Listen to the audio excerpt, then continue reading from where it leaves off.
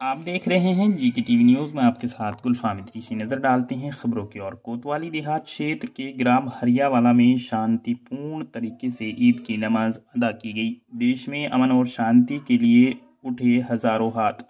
दरअसल आपको बता दें, कोतवाली देहात क्षेत्र के ग्राम हरियावाला में ईदगाह में ईद उल अजहा की नमाज शांतिपूर्ण तरीके से अदा की गई, जिसमें नमाज पढ़ने पहुंचे हज़ारों की तादाद में लोगों ने देश में अमन और शांति के लिए दुआएं की।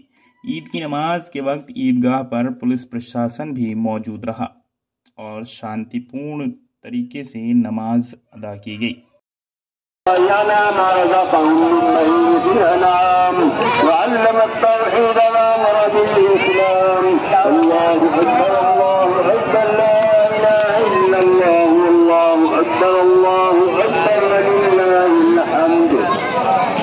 أشهد أن لا